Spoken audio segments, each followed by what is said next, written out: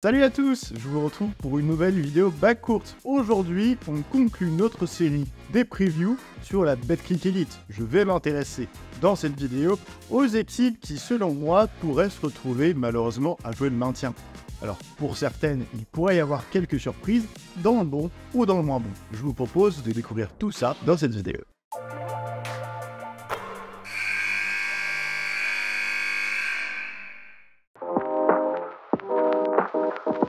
Allez, démarrons tout de suite par le club mythique du basket français, le CSP Limoges. On peut dire qu'il y a eu du changement, à peu près comme tous les ans.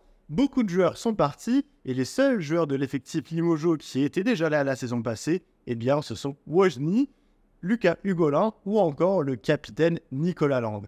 Et donc, au niveau des arrivées, pléthore de joueurs sont arrivés, et notamment beaucoup de joueurs étrangers qui ne connaissent pas le championnat. Ça sera peut-être office de point d'interrogation. A noter également le départ de Massimo Cancellieri, le sulfureux coach italien, remplacé là encore par un coach étranger, le grec Ilias Konzouris. Alors je vous le rappelle, le CSP Limoges a vécu une dernière saison compliquée, où le CSP a terminé à la 15e place. C'est peut-être aussi pour ça que je les place dans cette troisième vidéo consacrée aux équipes qui, selon moi, pourraient trembler, parce que je ne pense pas que le CSP va descendre, quoique on est dans un championnat toujours très homogène. Je pense que le CSP a les moyens d'avoir un maintien confortable et pourquoi pas se mêler à la lutte pour les playoffs. Mais je pense que le CSP sera dans le ventre mou à peu près tout au long de la saison. Et pourquoi pas, en faisant un run en fin de saison, le CSP pourrait se retrouver à jouer peut-être la 8e place. Pourquoi pas. Il y a des questions que l'on se pose et également des motifs d'espoir. Si on commence par les interrogations, eh bien, à peu près comme chaque année, on est sur un processus de reconstruction. Différents coachs, différents joueurs, il faut voir si la mayonnaise va prendre, notamment parce qu'il y a des joueurs étrangers qui ne connaissent pas le championnat. Et on sait que la Betclic Elite est un championnat assez spécifique. Également, on a peut-être un petit peu moins de talent que la saison dernière. Alors, pour contrebalancer, on pourrait me dire que moins de talent, mais peut-être un collectif plus solidaire. Et avec l'arrivée d'un coach grec, sans nul doute, le salut du CSP passera cette saison par la défense. Venons-en en fait, le collectif que semble construire Ilias Konzouris peut être très intéressant. On pourrait rajouter également des cadres JFL qui connaissent bien le championnat et qui sont des valeurs sûres. Nicolas Lang ou même encore Alexandre Chasson qui sort de saison compliquée à la JL Bourg mais qui sera extrêmement revanchard. Et ça, j'aime bien. En général, les joueurs revanchards, surtout des joueurs au tempérament comme celui d'Alexandre Chasson, vont tout casser. Le SMIC Nancy, ma foi, eh bien, je ne vais pas vous le cacher, je suis assez intrigué par le recrutement. Il y a de la continuité, mais il y a aussi des ajouts que j'aime particulièrement bien. Des cadres sont partis, Caleb Walker, Stéphane Gombo, mais ils ont été plutôt bien remplacés. Et regardez-moi ça, au poste de pivot, j'aime beaucoup le recrutement de Shevon Thompson, le pivot de Fos-sur-Mer la saison dernière, qui était l'un des seuls joueurs phocéens à surnager. Il va remplacer Stéphane Gombo avec un profil un petit peu différent, mais avec des qualités certaines. Tyron Johnson aura sa statue du côté de l'ADA Blois, mais c'est bien du côté de Nancy qu'il va poser ses valises. Un ajout d'expérience et également qui va apporter une fiabilité à longue distance. Et d'ailleurs, il ne remplace pas Caleb Walker, mais plutôt Mike Scott, dans le rôle vraiment d'un ailier fort plutôt fuyant avec une adresse à 3 points. En Nancy, ça va peut-être être un peu court pour qu'il puisse ambitionner de disputer les playoffs. Il faut rappeler que Nancy, la saison dernière, était un promu et a terminé à la 14e place, ce qui est un classement tout à fait honorable pour une équipe promue. Cette saison, je les place plutôt dans un range entre la 13e et la 16e place, puisque le recrutement, comme je l'ai dit, m'a semblé bien remplacer les cadres qui étaient partis. Mike Scott, Stéphane Gombo, également, Caleb Walker, et donc je pense que Nancy a les moyens de faire tout aussi bien, et donc, pourquoi pas renouveler une 14e place, et peut-être aller gratter une place peut-être supérieure.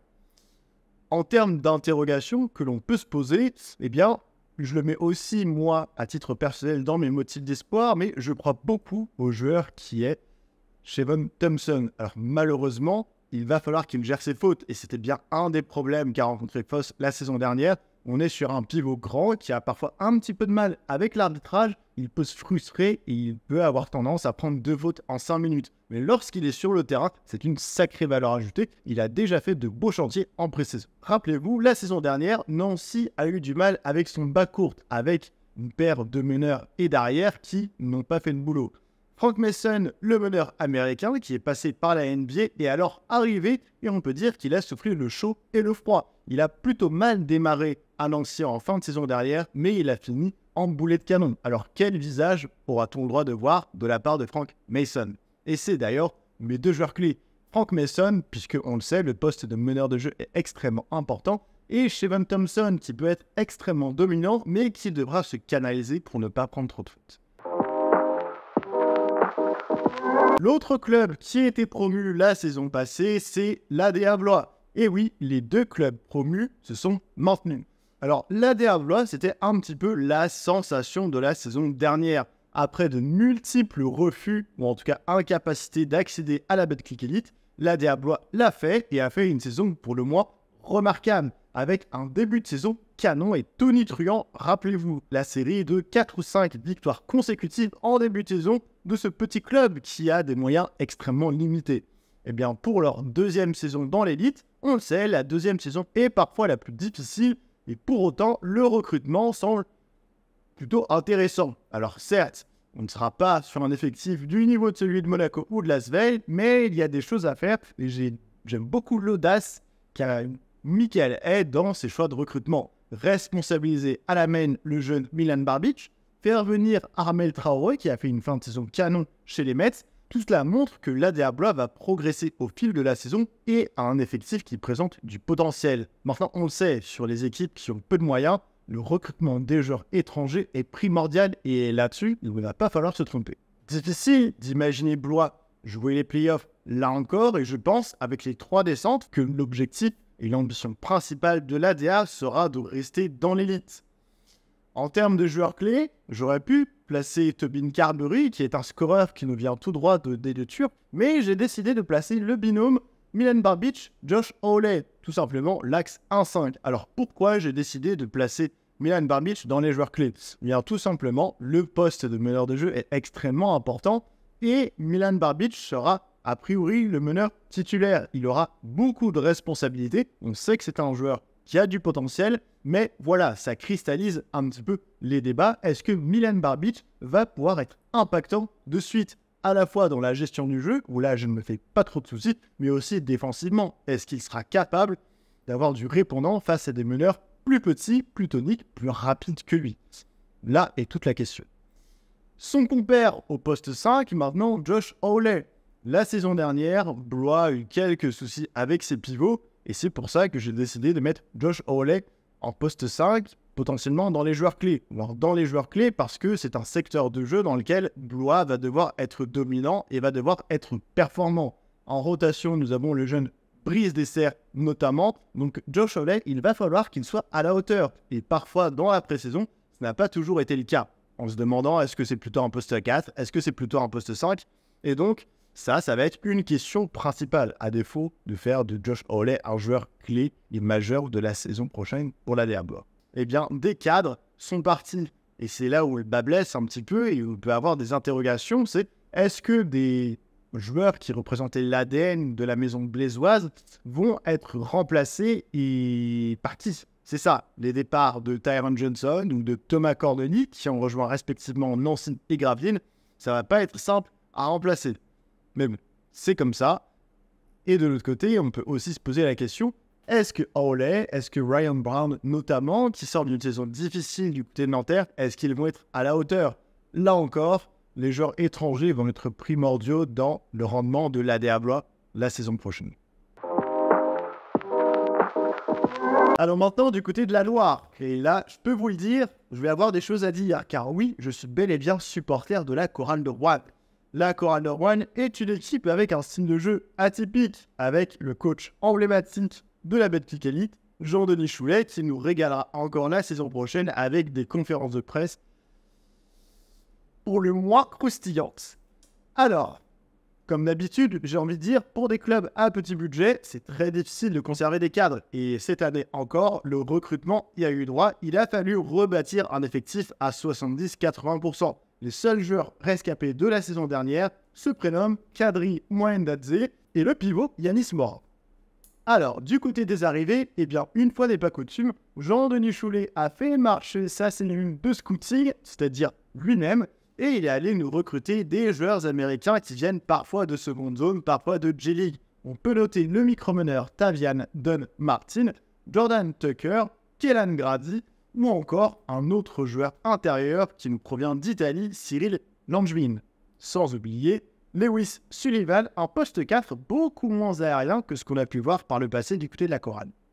Alors, la chorale de Rouen, l'année dernière, a terminé à la 11e place. Il était vraiment pas loin de disputer les playoffs. Il s'en est fallu de peu. Tout ça s'est joué plus ou moins au moment de la blessure de Maxime Ross. Et c'est là, d'ailleurs, où figure une interrogation pour la saison prochaine. Maxime Ross, malheureusement, pendant la pré-saison, s'est reblessé et sera absent pour toute la saison. Un énorme coup dur pour Jean-Denis Choulet et pour le staff corallien, puisque Maxime Ross était appelé à être un cadre de la prochaine équipe. Alors, en joueur clé, j'ai décidé de placer Antoine Duhaut, et oui, le multiple champion de France a rejoint les rangs de la chorale de Rouen, et également Yanis Morin, l'axe 1-5, mais c'est aussi les deux joueurs actuellement qui présentent le plus de garanties sportives à la chorale de Rouen. Car oui, dans les points d'interrogation, vous le voyez, je l'ai mis, il y a eu une préparation catastrophique. Et catastrophique, on pourrait dire que le mou est fort, mais non, pas tellement, puisque au-delà des résultats, puisque en 8 matchs de préparation, Rouen n'en a gagné qu'un seul et a perdu des matchs face à des promus et même contre une équipe de Pro B, eh bien la manière n'y est pas du tout. Avec une équipe appelée normalement à être un petit peu plus défensive et à mieux défendre que les saisons passées, eh bien Rouen a encaissé plusieurs fois pas loin des 100 points. Et ça, c'est quelque chose de gênant.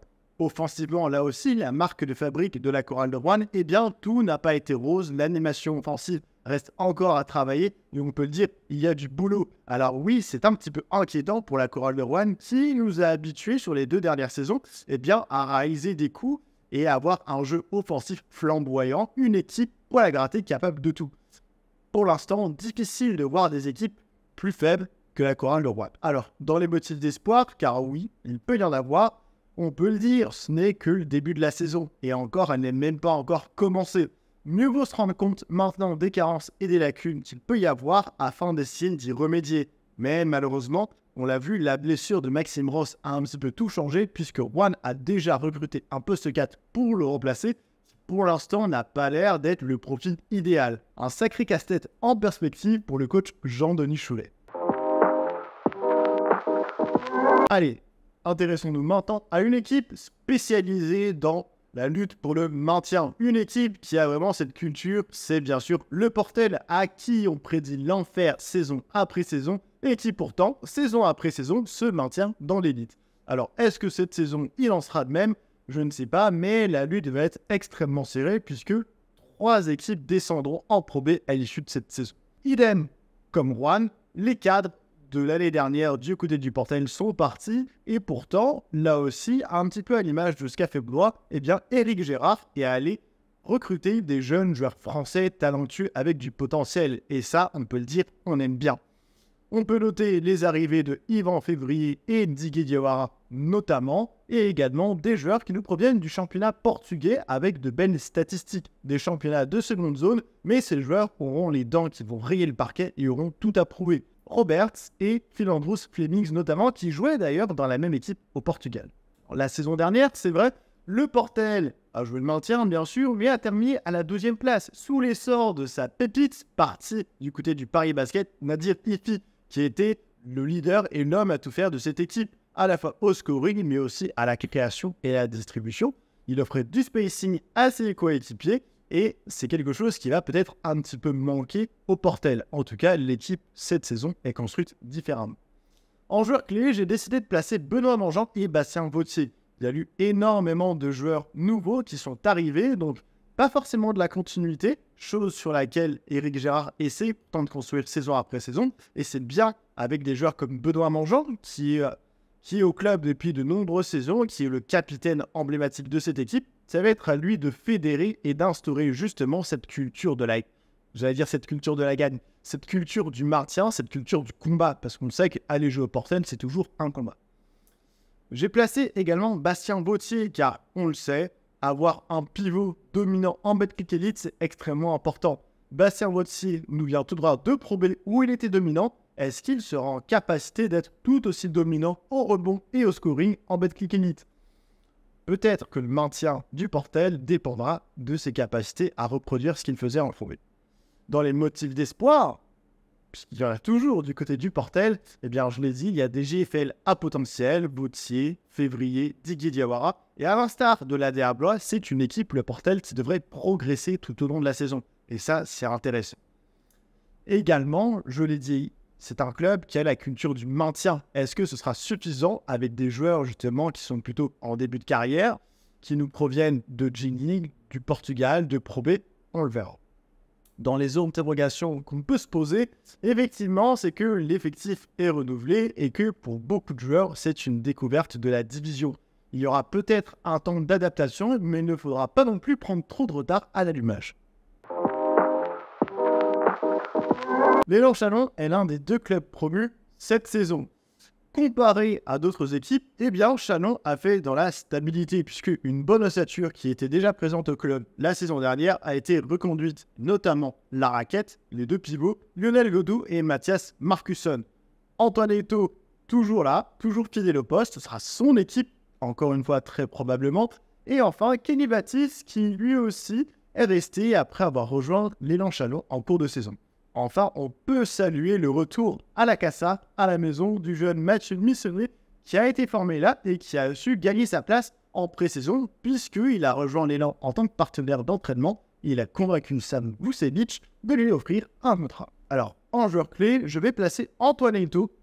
On a vu que c'était lui le patron la saison dernière et même s'il aura peut-être un rôle et des responsabilités un peu moindres comparé à la saison dernière, eh bien, je pense qu'il restera un acteur majeur et clé du dispositif chalonnais avec une relation privilégiée avec le coach Vucevic.